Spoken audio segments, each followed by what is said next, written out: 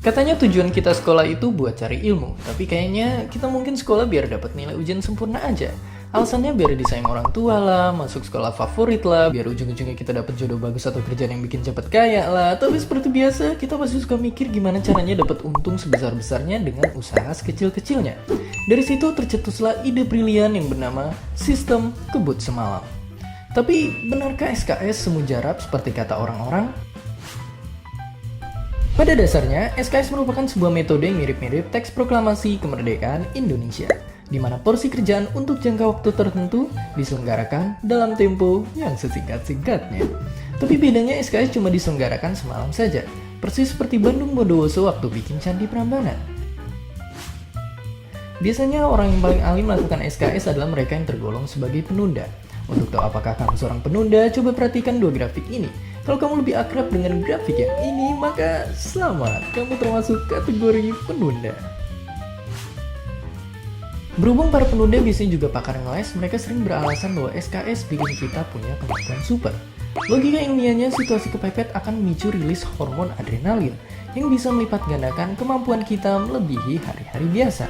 Di satu sisi, cara mikir ini nggak salah sih, karena banjir adrenalin memang bisa bikin otak terasa segar buat mikir cepat. Tapi di sisi lain, efek ini nggak bakal berlangsung lama dan biasanya menyisakan stres dan capek yang luar biasa. Memang tiada yang abadi di dunia ini. Selain itu, SKS punya efek samping yang tak terelakkan, yaitu begadang. Buat yang paginya mau ujian, begadang seakan nambah waktu belajar. Nyatanya, begadang itu cuma mengandalkan memori jangka pendek yang sifatnya itu sementara. Belum lagi begadang sebetulnya bikin otak capek sehingga paginya kita malah jadi nggak konsen, moody, dan pastinya ngantuk setengah mati. Lebih ngeri lagi, hobi begadang ternyata meningkatkan risiko buruk buat tubuh kita. Jadi memang sebaiknya jangan begadang kalau tiada artinya. Tapi kalau dampak jeleknya banyak banget, kenapa masih banyak orang yang suka menunda-nunda? Di dunia psikologi, sifat menunda sangatlah akrab dengan istilah temporal discount. Artinya, makin jauh jaraknya dari deadline, suatu tugas bakal kita anggap makin kurang penting. Akibatnya, skripsian misalnya terasa belum penting kalau belum mepet-mepet banget deadline. Sifat menunda juga ada hubungannya dengan impulsivitas dalam DNA kita, karena dulu di alam liar, kehidupan kita itu masih serba sederhana. Kalau lapar, ya kita tinggal berburu. Urusan hari itu ya dipikirkan saat itu juga. Tapi makin kompleks kehidupan manusia, makin banyak kebutuhan yang mau gak mau harus kita rencanakan jauh-jauh hari. Cuma praktiknya, impulsivitas prasejarah kita ini memang masih suka kumat-kumatan. Pokoknya selalu saja ada alasan kalau sesuatu belum mengancam nyawa atau gengsi kita. Dan itu dia masalahnya. Selama ini sekolah terbiasa menilai kepintaran siswa nyaris dari nilai pelajaran doang. Gampangnya dilihat adalah hasil jangka pendek, bukan jangka panjangnya.